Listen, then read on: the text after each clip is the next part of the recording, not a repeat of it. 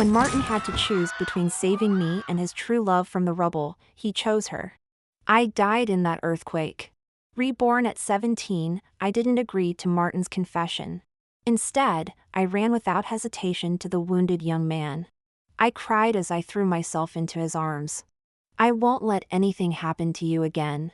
Martin's face turned pale behind me. Why, don't you like me this time? Actually, he was wrong. I never liked him from the beginning. Ding! This novel reminds you to click the subscribe button in the bottom right corner to read the complete novel. Hey desk mate, be my girlfriend. Just like in my memory, Martin confessed to me. Wearing his school uniform, he blocked my path with his motorcycle, his eyes unruly. It was after school, and the school gate was crowded with people. They all turned to look. Say yes to Martin, Sylvia. Yeah, Martin is sincere about you.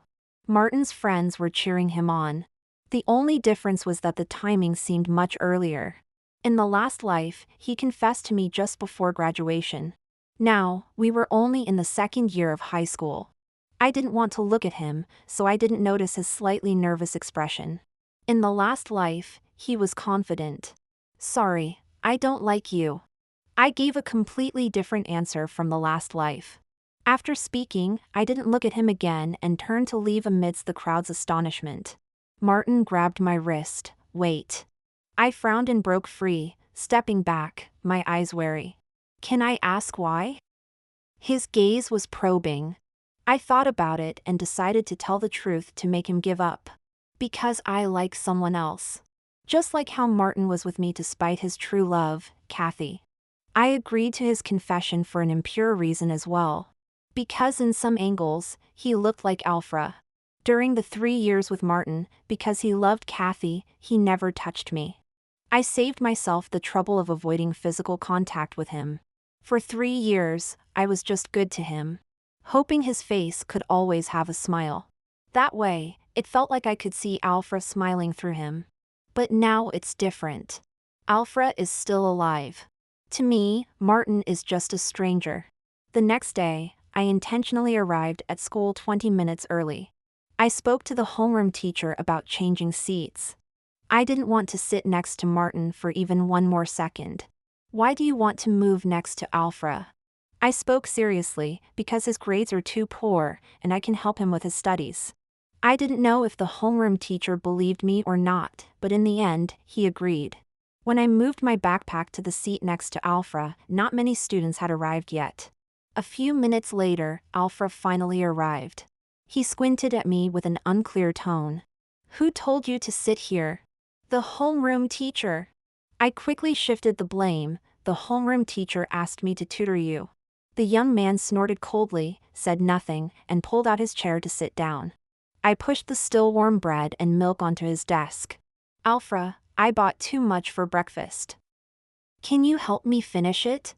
Alfra stared at me for a couple of seconds. If you can't finish it, just throw it away. I shook my head. That would be too wasteful. And why should I care? His voice was cold. I knew he had seen through my intention of deliberately bringing him breakfast. Alfra lived with only his grandmother, and their income was meager. To save money, he rarely had breakfast. But despite this, he would save several days' worth of meal money to take me to a newly opened couple's restaurant. He would race others with a life and death agreement to pay for my medical bills. He would eventually die on that desolate mountain. Remembering all this, I suddenly felt a lump in my throat. What will it take for you to eat it? I asked softly. Alfra frowned. Why are you crying? He finally compromised and took the bread and milk. I breathed a sigh of relief and smiled. You have to stay healthy, Alfra. Why did you change seats? A gentle voice sounded. Martin stood in front of me, looking at me with a half smile. I just wanted to change. I couldn't even be bothered to find an excuse to brush him off. Whispers of surprise spread around us. Martin was the recognized school heartthrob. His grades, looks, family background, and flamboyant personality attracted many admirers. But I voluntarily moved away from him. Some people's eyes clearly conveyed unappreciative. Sylvia, if you're unhappy about something, you can tell me. If you think we're too far from the blackboard, we can move up together.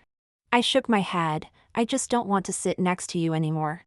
The smile on Martin's lips froze for a moment. Let's talk outside, okay? He said, grabbing my wrist. Hey, buddy. Talk if you want, but don't touch her. Alfra spoke slowly.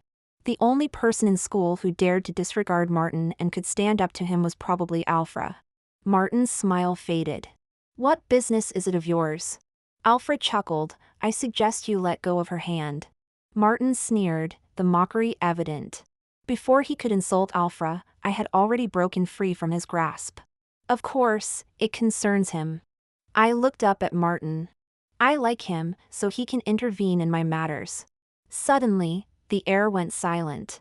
Martin laughed absurdly. Sylvia, don't joke with me. Yeah, one of Martin's followers chimed in. You're rejecting Martin for him? Alfra was clearly used to these comments and said nothing, just chuckled. I stood up, looking at that person with a smile. What's wrong with him?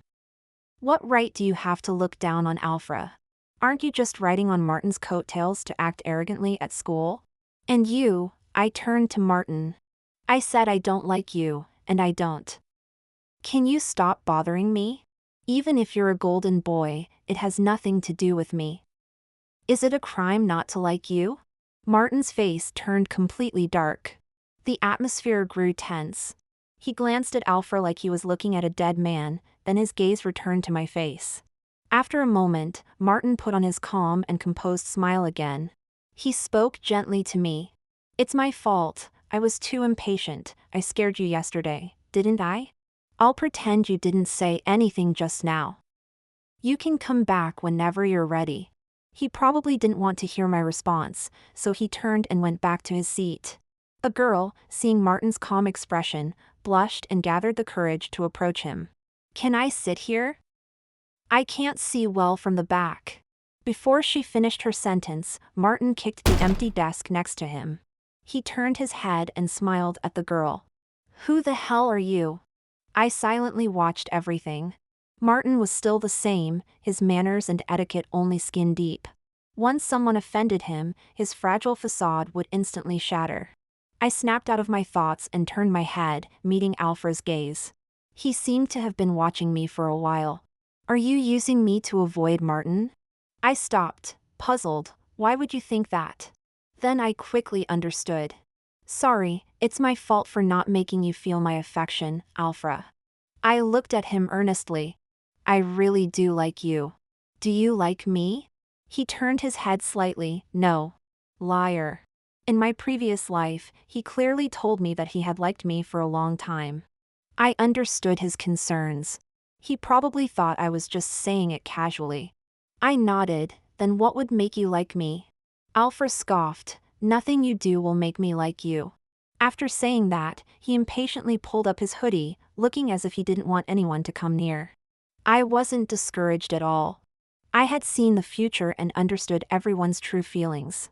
The young man beside me had always hidden his passionate heart in an endless abyss. No one was allowed to explore it. I followed Alfra around like a little sidekick. After class, wherever he went, I followed. Are you going to smoke again, Alfra? Smoking is bad for your health. How about some candy instead? He always had a cold expression. Do you have nothing better to do? I nodded. He always seemed particularly irritated. But every piece of candy I gave him, he silently replaced smoking with it. That day, after the break between classes, Alfra pushed his chair back and walked out again. I followed as usual. Alfra, are you going to smoke again? He suddenly turned around. His hand was on his pants string, with a mischievous smile. I'm going to the restroom, are you going to follow me too? I turned and walked away. Alfra had learned to be bad. Oh no. He was always bad. In my past life, when Alfra caught a cold, he wouldn't let me kiss him. I insisted on kissing him. He deliberately took a puff of smoke and blew it into my mouth. I choked and teared up, and he slowly wiped the corners of my eyes. I told you not to mess with me. I had always been determined when it came to Alfra. I always thought it was just a matter of time. Until one day. I noticed something was off about him. In class, he started to get distracted frequently. He would unconsciously smile at his phone, then type away rapidly. After class, he left his phone on the desk and went out alone. Suddenly, his phone buzzed. The screen lit up. I glanced at it instinctively.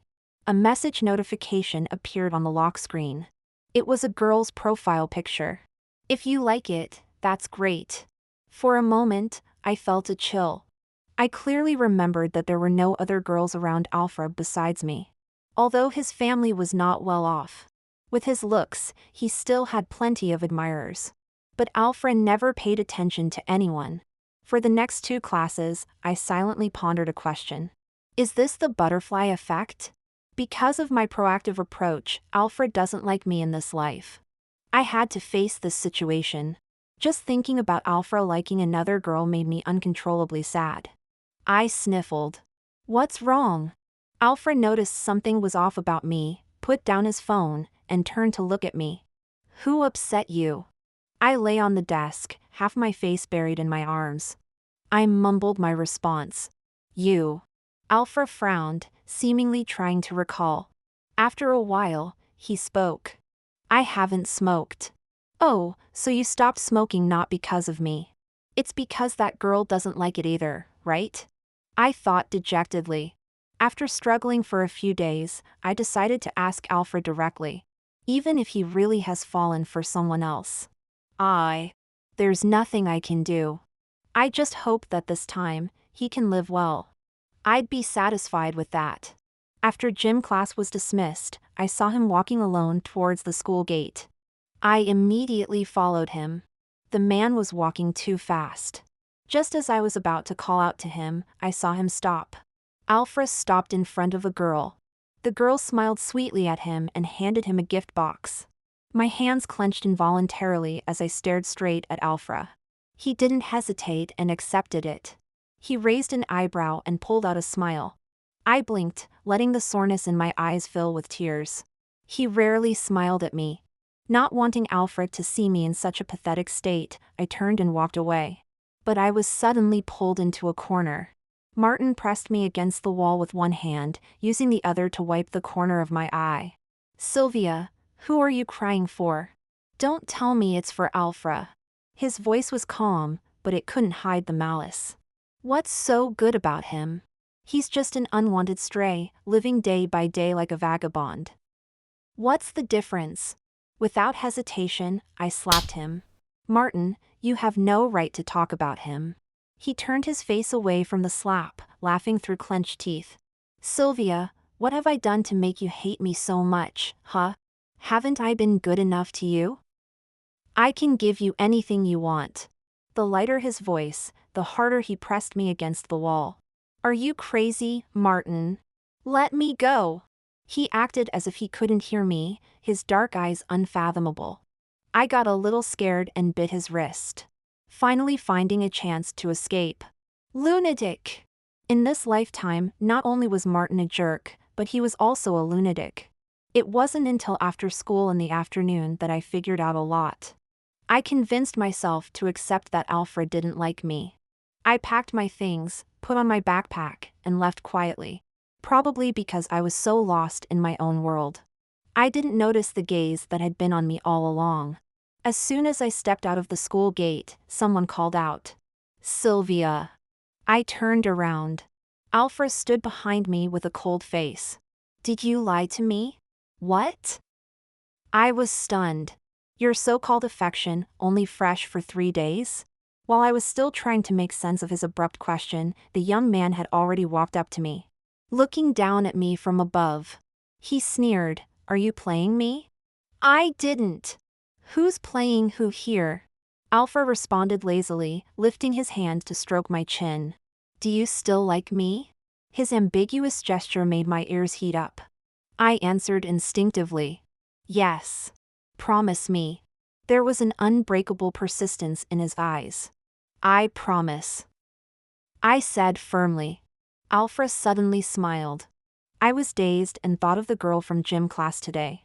Just as I was about to speak, Alfred handed me a gift box.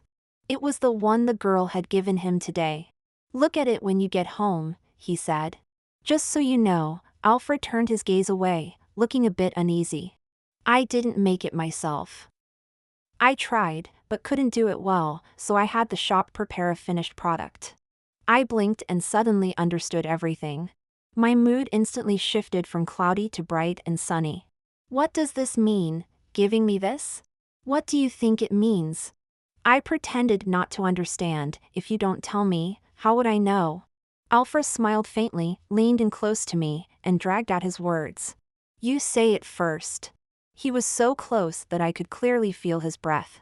I rarely stuttered. I like you. The last syllable was swallowed by Alfred. His kiss was very inexperienced. At first, he only brushed his lips against mine. Gradually, he got the hang of it and pried open my teeth. A deep kiss. He didn't pull away until I was almost out of breath. But he didn't go far. Alfred rubbed my wet lower lip. In a low voice, he said, "Say it again." I was so dazed by the kiss that I could only respond obediently. I like you. After I said it, he kissed me again. This time, his kissing skills had improved a lot. I don't know how long it lasted, but Alfred finally let go of me. He looked at me, his eyes full of seriousness. I was quietly waiting for his next words. A sharp screech of brakes suddenly sounded. A bright yellow supercar was heading straight for us. No. To be precise, it was heading straight for Alfred. The moment the headlights came on, I saw the person inside. Martin. His eyes were filled with obsessive madness. He was determined to kill Alfred. Just before the car hit, Alfred grabbed me and pulled us aside. We narrowly avoided it. Are you okay? I tightly clutched Alfred's sleeve, looking him up and down, interrupting him. Are you all right? Huh? Are you hurt anywhere? Did you get hit anywhere? Alfred looked at my overly intense reaction with deep eyes. 2 seconds later, he pulled me into his arms. His hand stroked the back of my head. I'm fine, don't be scared. I'll say this only once. Martin got out of the car, leaning against the door. He didn't care at all about what he had just done. The corners of his mouth lifted slightly as he spoke slowly. Buddy, stay away from Sylvia. Alfred met his gaze and pulled me behind him. Otherwise, I have countless ways to make your life worse than a dog's. This time, it's just a warning. Alfred narrowed his eyes and raised an eyebrow, walking up to Martin. What do you think you are, huh? He was even more arrogant than Martin. Martin, don't use your threats on me. The next second, Alfred grabbed him by the collar and slammed him against the car door. Alfred looked down at him with indifferent eyes. Next time, watch your driving, you scared my girlfriend. Martin propped himself up on the door, looking slightly disheveled. You want to die. Before he finished speaking, the sound of police sirens approached. I walked up to Martin. You're driving without a license and almost hit someone. If you want to threaten people, wait until you get out. If the police car hadn't already stopped nearby, I really wanted to slap Martin. Maybe it was because I was immersed in the joy of just being with Alfred at that time. I completely didn't notice the almost crazed darkness in Martin's eyes as he looked at our backs. That was a signal of his rationality collapsing. The next day, Martin didn't show up at school, and I felt rare peace. When I sat down at my seat, I deliberately raised my arm to show off the bracelet. After I went back last night, I opened the gift box Alfred gave me. A bracelet. It should be a custom design. Embedded in the middle was a silver wheat ear. I unconsciously smiled as I looked at the bracelet in my palm. The wheat ear was intricately detailed. No wonder Alfred said he tried but couldn't make it himself. Seeing this, Alfred raised his eyebrows and propped his head on his hand, looking at me. Do you like it? I nodded vigorously twice. I like it. Whatever my boyfriend gives me, I like. I knew this was the best gift he could afford at the moment. As for the price, I could only keep my mouth shut. Showing any sign of concern about money now would only ruin the mood for both of us. Alfred lazily laughed and raised his hand to pinch my earlobe. The classroom was noisy as morning study hadn't started yet. Only our little corner had a different atmosphere, filled with romantic tension. Out of the corner of my eye, I saw a girl approaching. I remembered she had asked me a few questions before, so I pushed Alfra's hand away. Wait a moment. Then I turned to the girl with a smile. You want to ask about Sylvia, could you please move aside? I stood up, puzzled. The girl, blushing with bright eyes, looked at Alfra. Alfra, I baked some extra cookies yesterday. Could you try them for me? Great. Even a poor boyfriend is highly sought after. I looked at Alfra with a half smile. He, on the other hand, remained calm like a spectator, meeting my gaze with composure. As if saying, this has nothing to do with me. When my expression darkened almost to the point of dripping water, Alfra finally spoke slowly. Sorry. The girl was stunned and instantly looked aggrieved. My girlfriend doesn't allow it. As he spoke, he glanced at me. The girl followed his gaze to me. She paused, understanding something. Then, with an embarrassed look, she left without saying anything. Your face. I bet even when you're old, it will be seductive. I carefully scrutinized Alfra, trying to pooh him bit by bit. That's not all, he replied shamelessly. Even if I die, this face will still be remembered, believe it or not. My whole body stiffened, and my blood ran cold. Suddenly, Martin's words from my past life echoed in my mind. He stood by my hospital bed, his tone icy. Alfra lost. He died in a car accident on the mountain. But I promised him, win or lose, I would pay for your surgery. When you recover, you can return to school anytime. Maybe I've been too complacent recently. I had become careless. I forgot the cause of Alfra's death in my past life. In my past life, just as I was entering my 3rd year of high school, I was diagnosed with gastrointestinal stromal tumor. It's a disease with a rather inexplicable cause. The hospital attributed it to genetic mutation. My father died when I was young, and my mother remarried and left. It was my uncle's family who barely raised me. But after the diagnosis, my uncle found an excuse and moved away with his wife and children, leaving me with a house that had 2 months left on the lease. I didn't blame them. They gave me food and raised me to this age, which was already not easy. I had no money for surgery, so I had to tough it out. Until I couldn't hold on and fainted, and Alfra picked me up. Originally, it was a plain and tragic story of 2 poor souls comforting each other. But I didn't expect Alfra to go to such lengths for me. The surgery cost only $50,000. For $50,000, Alfra approached Martin and his rich friends. He signed a death pact to race. In the end, he died in a car accident on that desolate mountain. $50,000 bought the life of a carefree young man. I looked at the man in front of me, his expression full of life. It suddenly overlapped with the image in my mind of him lying lifelessly in the funeral home. I instinctively held his hand. In this life, I absolutely cannot watch him get into trouble again. I cannot let him get involved with racing again. What's wrong? Alfra held my hand back, frowning. Are you feeling unwell? I looked at him and slowly shook my head. But Alfra's words reminded me. Even though the illness was only diagnosed in senior year, I went to the hospital for a checkup the next day. Everything was normal. I'm not sure if the butterfly effect in this life will prevent the illness.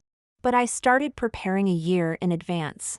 In my spare time, I took part-time jobs to save money. During winter and summer vacations, I tutored to save more. At least I won't let Alfra risk his life for $50,000 again. Martin returned to school. The peaceful days with Alfra didn't last long. One day, Alfra didn't come to school on time. He didn't reply to my messages either. It wasn't until the second PE class that I heard people talking. Alfra is really unlucky. His grandmother died, and he's lost his last family member in the world. How do you know?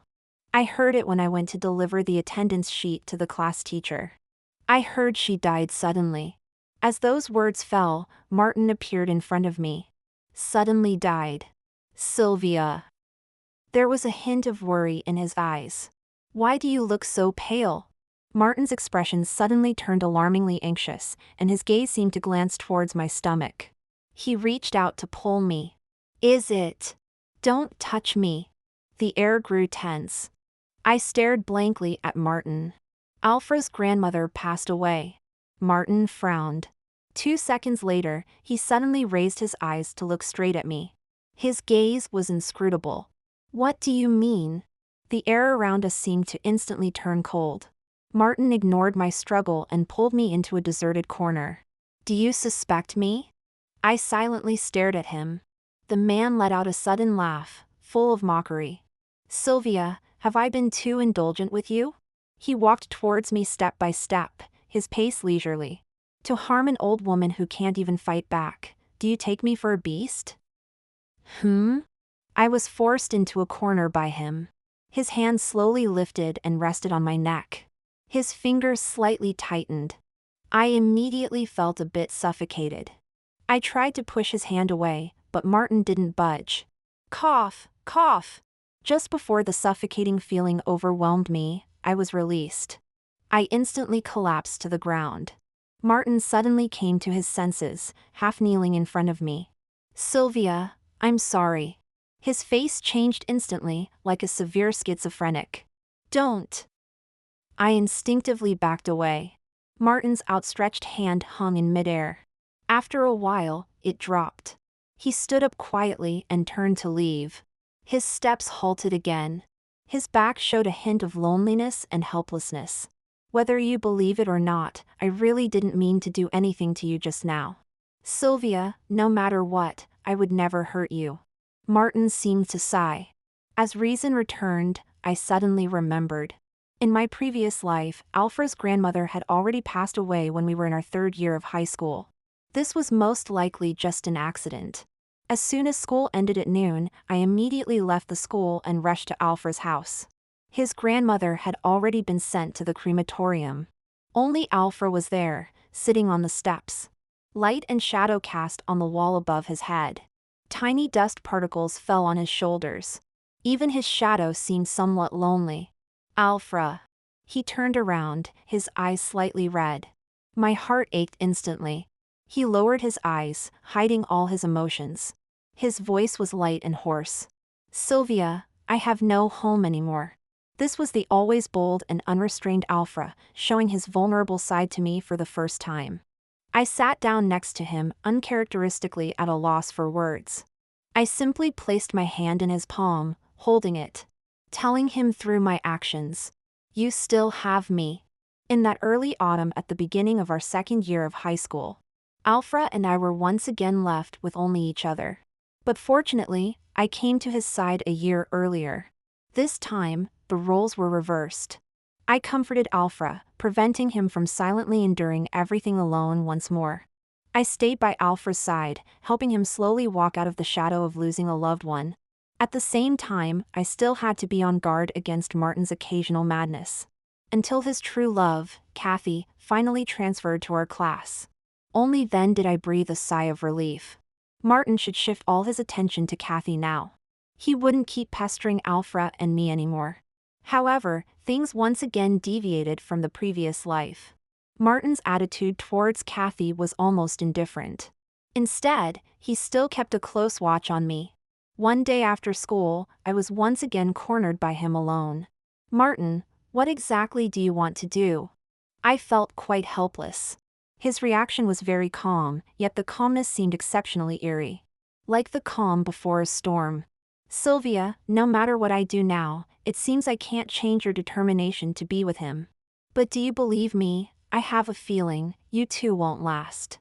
Alfra will eventually no longer be an obstacle between us, you will still be mine in the end. I had a vague suspicion in my heart. But I never dared to think in that direction. Later, not long after we started our 3rd year of high school, I confirmed my suspicion. I wasn't the only one who was reborn. So was Martin. At the beginning of the 2nd semester of sophomore year, Alfra had completely given up on studying and frequently took leave from school. He admitted that he truly had no talent for academics. As for what he was doing, he remained tight-lipped with me. During lunch, a question suddenly crossed my mind. Then why don't you just drop out? Isn't it tiring to run back and forth outside of school? Alfra sneered. While scooping the plump, round wontons from his bowl into mine, he spoke slowly. If I'm not at school, what if that Martin starts bothering you again? I couldn't refute that. In the following period, I noticed Alfra frequently appearing with injuries. Before his old wounds healed, he would get new ones.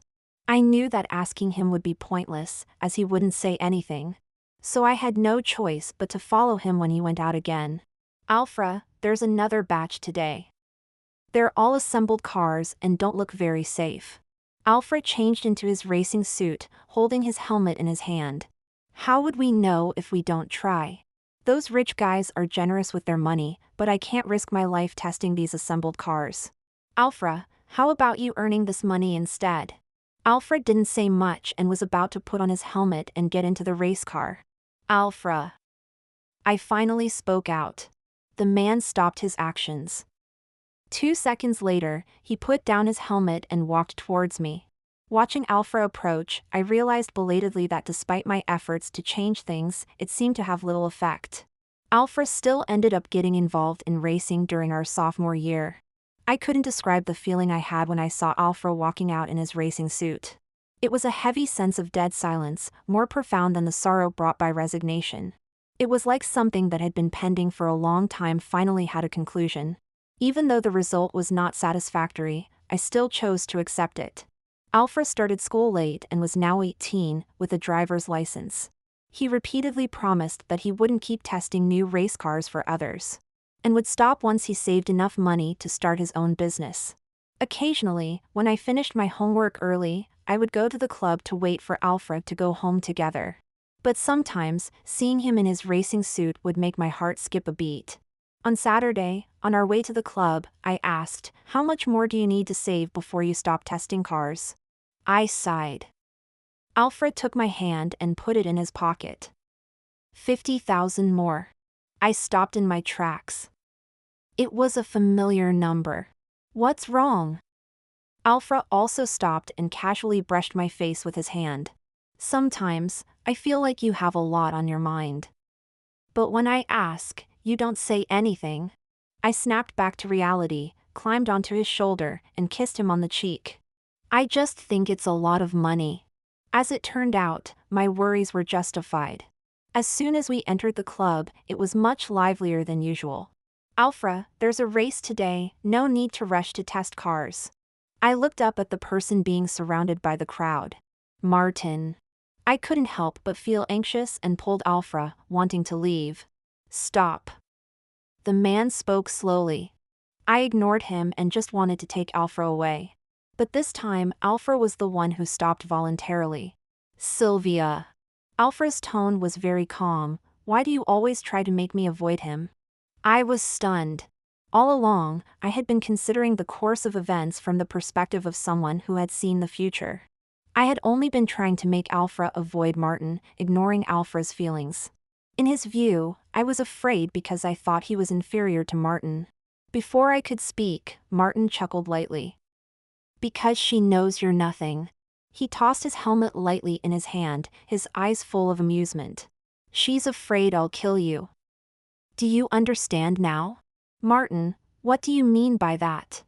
I really wanted to slap him. You are nothing, you just bully others by relying on your family's power. To some extent, describing Martin as a bully who relies on his family's power was perfectly accurate. Who are you to talk to Martin like that? Someone in the club, eager to curry favor with Martin, spoke up. Alfred lifted his chin and looked at that person.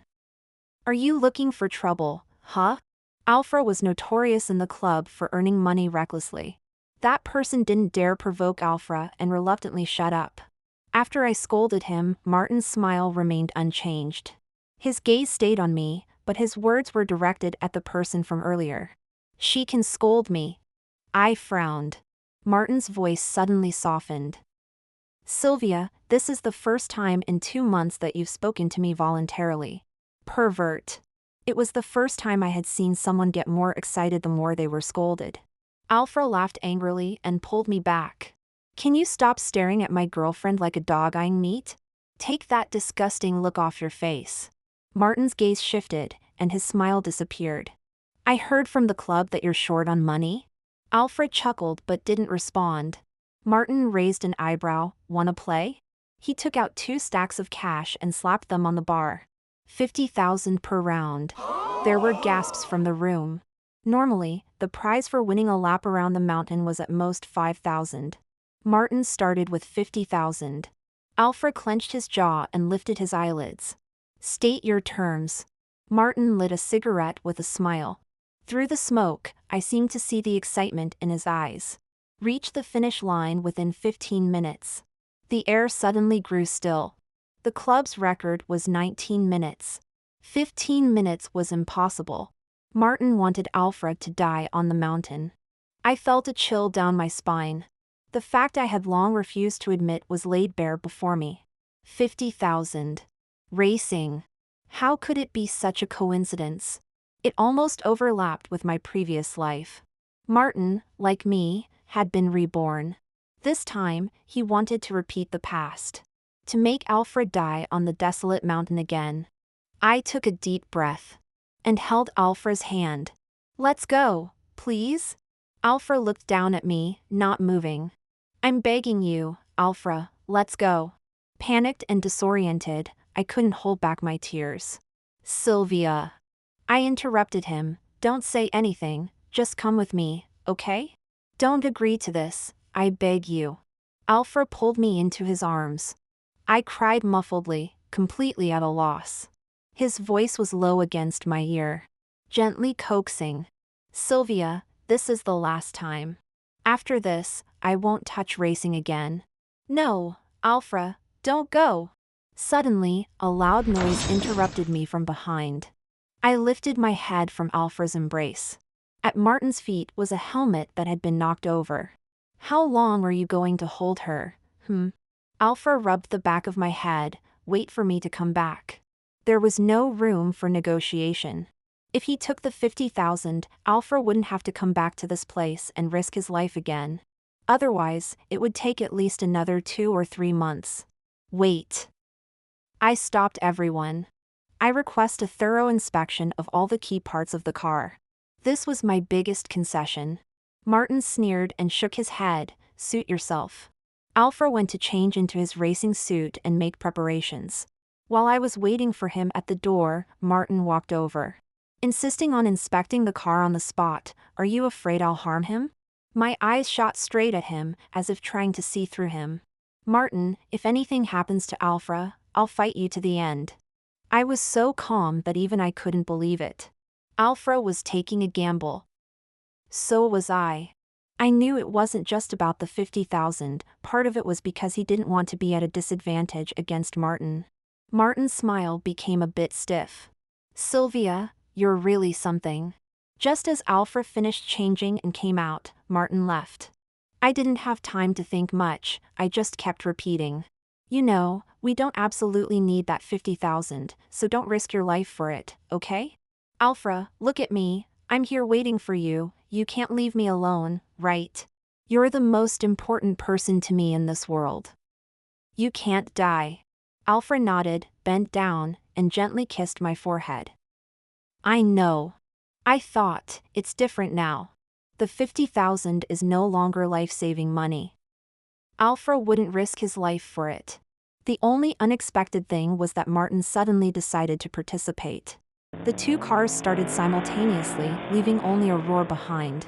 15 minutes is just a few songs' time, but it felt extraordinarily long to me for the first time. The broadcast provided live updates. Martin's car was closely tailing Alfred's, but he never managed to overtake. The race was thrilling enough, everyone's eyes were glued to the monitor. At the 14th minute, I finally saw Alfred's car. Martin was still behind him, trying to overtake several times, but Alfred blocked him each time. The finish line was in sight, and Martin couldn't hold back any longer. The roar grew louder as he suddenly accelerated at the last turn. Damn, is Martin trying to kill himself? Overtaking on a curve is both an opportunity and a risk. The last stretch of the road was out of the monitor's view. Everyone waited at the finish line, completely focused. Who do you think will win? Martin, I guess. He's overtaking on the curve. I think it's Martin too. The broadcaster's serious tone suddenly became excited. Damn! The field echoed with this shout from the broadcast. Simultaneously, a car appeared in everyone's sight. 3 seconds later, it crossed the finish line. It was Alfra. He finished in 14 minutes and 57 seconds. He got out of the car and tossed his helmet onto the passenger seat. His black hair was slightly damp, but his eyes were exceptionally bright. "What are you staring at?" Alfra raised his eyebrows at me, his expression filled with unrestrained arrogance. "Your boyfriend won." I threw myself into his arms, finally relaxing my tense nerves. "Yeah, you won." Since my rebirth, the thing I worried about the most was finally over. But I was still worried if Alfra had any scrapes, so I immediately pulled him towards the changing room. "Sylvia!" For the first time, Martin's voice sounded so desperate behind me. "Are you not even going to look at me now?" I hadn't missed the sounds behind me. Martin failed to overtake and scraped against the mountain wall. He was probably slightly injured. But what did that have to do with me? I didn't want to deal with that lunatic, but Alfra had had enough. He turned around, walked quickly to Martin, grabbed his collar, and gave him a swift punch. Martin only managed to stay upright by leaning against the car. Last warning, stay away from my girlfriend. I remembered the times he made things difficult for Alfra and couldn't help but walk over. I looked at the disheveled man. "I hate you, Martin. Don't bother me anymore. You are like..." I thought for a moment about the right word, a mangy dog. "It's really disgusting." Martin looked at me for a long time, unusually not arguing back. "Fine." He lowered his eyes, hiding any emotions. "I understand." His voice was a bit hoarse. After a moment, Martin silently and slowly stood up, supporting himself with his arms. Dragging his injured leg, he left. I watched him for a couple more seconds. For some reason, I had a premonition. This time, Martin had really let go. Alfra saved enough money and officially dropped out of school at the start of his senior year. He started to become very busy. Sometimes, when he forced himself to come to school to pick me up, the exhaustion in his eyes was evident. Martin disappeared from my life for a long time. The next time I heard news about him, he had already been hospitalized for a while. He has some strange illness. The doctors can't figure out what it is, but he's getting weaker by the day. I was listening when I received a call from Martin. I thought for a moment and decided to answer. "You actually remember everything, don't you?" Ever since I found out that Martin was also reborn, I knew he would eventually figure me out. "Yes," I said. I thought he would ask me to visit him or something like that. But he just chatted with me on the phone. "Sylvia, did you never like me at all?" His voice was so flat, devoid of any emotion. He already knew the answer but still asked. "No." That day at the club, my friend said Alfra's profile looked a bit like mine, and I figured it out immediately. "Sylvia, you used me as a substitute, didn't you? You deceived me for 3 years." I laughed at his accusatory tone. "Weren't you? Didn't you confess to me because I looked like Kathy?" There was a 2-second silence on the other end of the phone. Then Martin's voice seemed even weaker than before. He was very frank. "Yes, if it wasn't for your face resembling Kathy's, I wouldn't have looked at you twice." Crazy man. Even though he was sick, he still called me just to belittle me? "Do you have anything else to say? If not, I'm hanging up." Silence from the other end. "Martin?" I lost my patience and hung up, not knowing what he was up to. Alfra was actually very smart. By the time I graduated high school, he had turned his first bucket of gold into countless buckets. The man who could only afford a silver chain a year ago put a diamond bracelet on my wrist as my graduation gift. For years later, when I graduated from college, he had become the youngest entrepreneur on the city's ranking list. His net worth had multiplied several times. Wow. I scrolled through the list on my pad. "Alfra, you're the most handsome one here." The man glanced up and snorted lazily. "Most of the people here are in their 40s or 50s, and you're comparing me to them?" Not convinced, I scrolled further. Sure enough, I found another one. My eyes lit up. "No, there's one just 2 years older than you, and he's pretty handsome too. He looks like a refined scoundrel." Alfra walked over, pulled away my tablet, and interrupted my admiration. "Enough. He then leaned down and picked me up. His face was expressionless. Time for bed. I didn't believe him for a second. Alfra's idea of sleeping was never just sleeping. In front of the floor-to-ceiling windows at night, I braced myself with both hands. Alfra initially stood behind me, then turned me around and held me in his arms. At the moment the fireworks exploded. The man in front of me seemed to overlap with the boy from years ago. There was a hint of youthful spirit in his eyes. He said, "Sylvia, it's time for us to have a home." I collapsed on his shoulder, exhausted. But my mind was clear. So, I wrapped my arms around his neck and moved closer to his ear. "Then let's get married." The night outside the window was quiet, and my heart, which had been adrift for so long, finally found its place.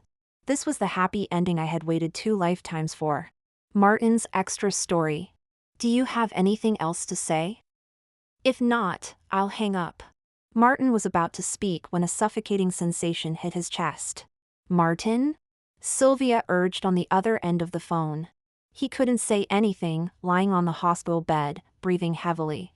Until the call ended, he couldn't say another word to her. He knew he was about to die.